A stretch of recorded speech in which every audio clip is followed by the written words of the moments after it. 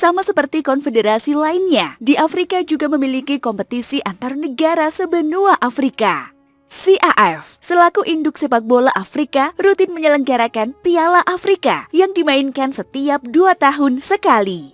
Turnamen ini merupakan ajang tertinggi sepak bola di Afrika dan sudah berlangsung sejak tahun 1957.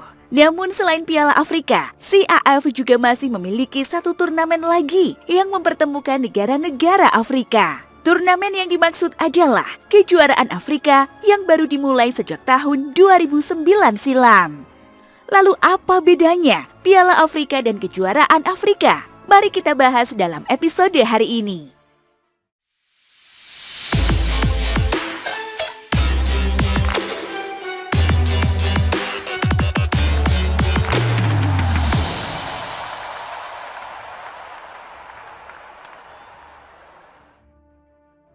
Sebelum masuk ke topik pembahasan, pastikan kalian sudah menekan tombol subscribe dan nyalakan notifikasi agar kalian tahu setiap video yang kami upload setiap minggunya.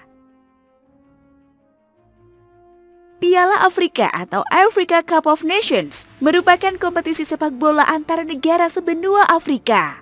Turnamen ini pertama kali diselenggarakan pada tahun 1957 atau nyaris bersamaan dengan lahirnya Konfederasi CAF. Berbeda dengan Euro, Copa America, atau Piala Asia yang dimainkan 4 tahun sekali. Piala Afrika rutin diselenggarakan setiap 2 tahun sekali.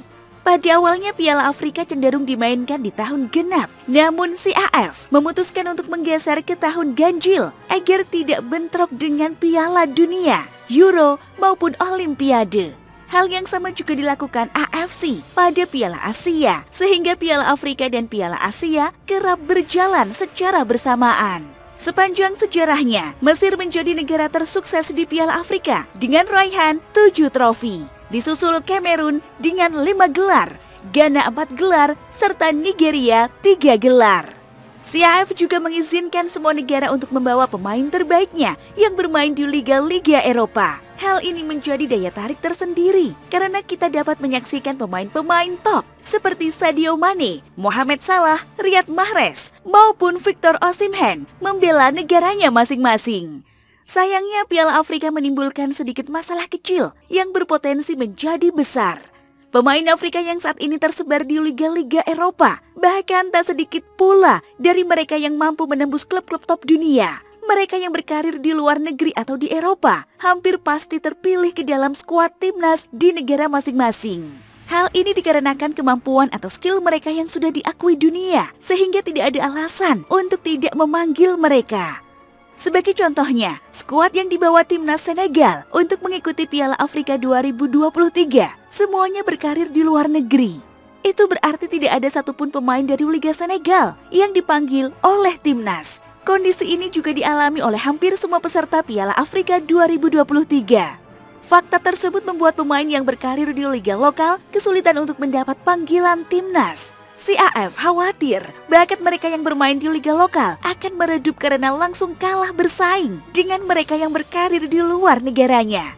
Untuk itulah, pada tahun 2007, Issa Hayatou yang kala itu masih menjabat sebagai presiden CAF berinisiatif untuk membuat kompetisi bernama Kejuaraan Afrika atau African Nation Championship. Turnamen ini baru benar-benar terrealisasi pada tahun 2009 yang berlangsung di Pantai Gading. Pada dasarnya kejuaraan Afrika hampir mirip seperti Piala Afrika. Kompetisi ini juga dimainkan setiap 2 tahun sekali dan mengakomodir semua negara di benua Afrika. Semua perbedaan mencoloknya terdapat pada para pemainnya. Jika Piala Afrika boleh memanggil semua pemain terbaiknya yang berkarir di liga manapun, maka kejuaraan Afrika hanya boleh membawa pemain yang bermain di liga lokal. Hadirnya kejuaraan Afrika ini diharapkan oleh CAF sebagai wadah yang tepat bagi para pemain di lokal untuk unjuk kebolehan. CAF seolah ingin menunjukkan kepada dunia bahwa para pemain yang sekarang masih bermain di liga lokal juga memiliki kemampuan yang tidak kalah dibandingkan dengan mereka yang sudah berkarir di luar negeri.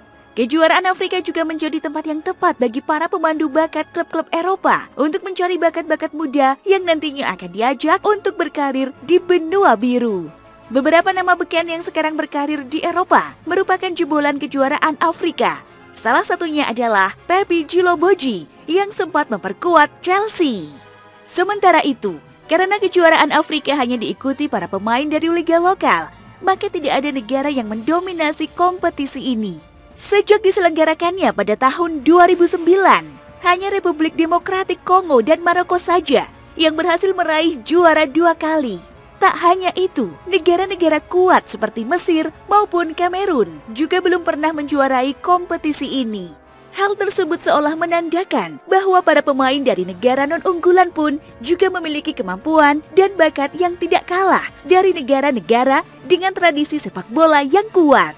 CAF sangat paham bahwa eksodus besar-besaran pemain Afrika ke banyak liga Eropa memberikan dampak positif dan negatif. Di satu sisi, kesuksesan pemain Afrika berkarir di Eropa tentu berdampak besar bagi perkembangan sepak bola di Afrika itu sendiri. Namun di sisi lainnya, para pemain yang hanya bermain di liga lokal sulit untuk membuktikan diri karena kalah bersaing dan jauh dari pantauan pemandu bakat. Dari sinilah fungsinya kejuaraan Afrika dibentuk, agar para pemain di liga lokal juga memiliki wadah untuk menunjukkan kemampuan mereka.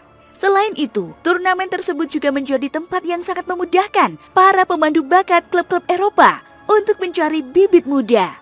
Hal ini tentu merupakan simbiosis mutualisme yang baik antara CAF, para pemain, dan para pencari bakat.